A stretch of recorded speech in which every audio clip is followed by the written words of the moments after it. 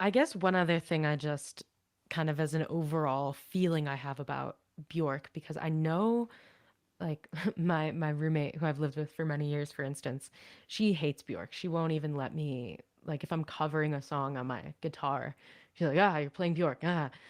Like it's a very and she's very smart and listens to a lot of good music. But I think not everyone loves her, that's fine. But for me, there's a very specific space I had to get into to receive her.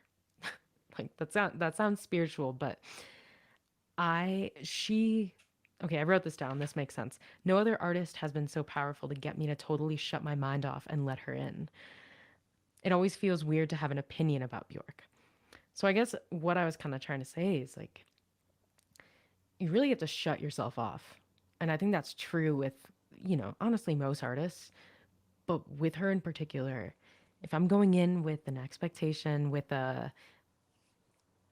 anything really, it's hard to, especially on the first listens, you have to just completely like be alone, be on a walk, be in nature, I used to like sit back with my huge speakers and just feel it and just be quiet. Mm-hmm. Well, I think it's because a lot of people listen to music and enjoy music because there's a sense of familiarity to it. Mm, They like, I mean, that's why there's the chorus because we love listening to things that are familiar. It's comforting, something that we can like grab a hold of. We love that. mm, And like you said, in later stuff, Bjork completely throws that out the window. Um, and I feel like people are resistant to that. And then I think people are very resistant to hear someone that is just so uninhibited. They It like scares them, yeah. it scares them. They're so adverse to it, not just with art but also ideas. Like it's super interesting. Um, they have like a very harsh reaction to hearing something that is so uninhibited. I don't know what other way to. Uninhibited, and dare I say, especially women too, doing Mm. that. So, Mm-hmm. yeah, I mean, there's so many. I won't even go on that tangent. Like, yeah, a lot of women artists that people are like scared of, and I don't want to make this like a feminist woman thing because Bjork is. I don't know if I should say that a little outside of that maybe, because she just crosses so many boundaries. She just is. Yeah, You she can't. just exactly. Yeah. But yeah, I think people do look for familiarity with music. They look for something they can catch on to.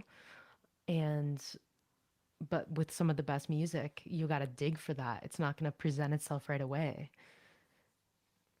But like you said, completely like let go of you and your ideas of what things are, Mm-hmm. and just let her be Mm-hmm. and just like witness. Yeah.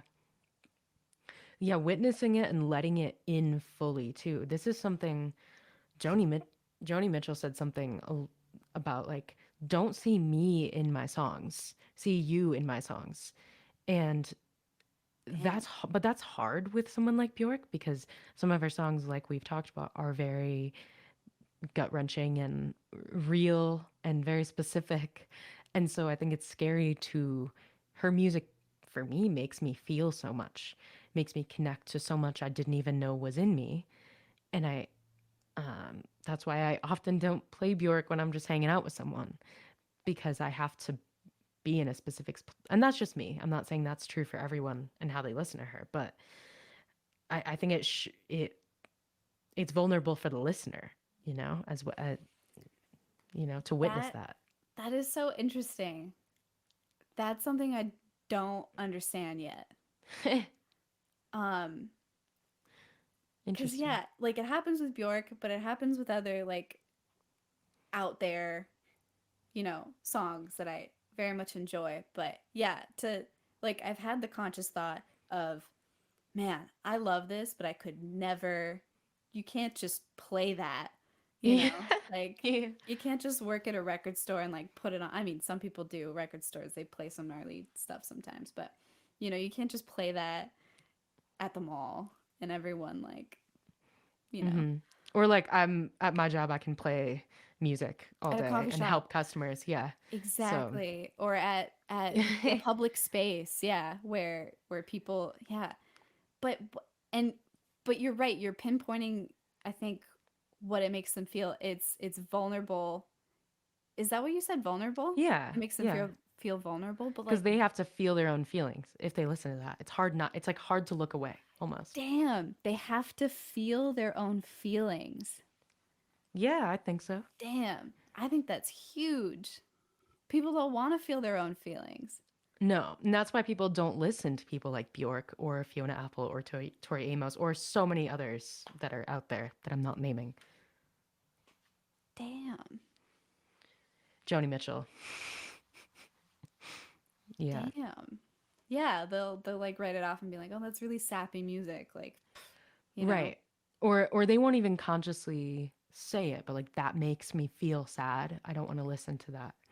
Or that makes me feel, some of the things Björk does vocally, even the sounds she makes are ugh, I almost want to like turn it down and like peel back a little bit because it's so big and the range and sometimes the anger she expresses and they're big feelings that are a lot, you know?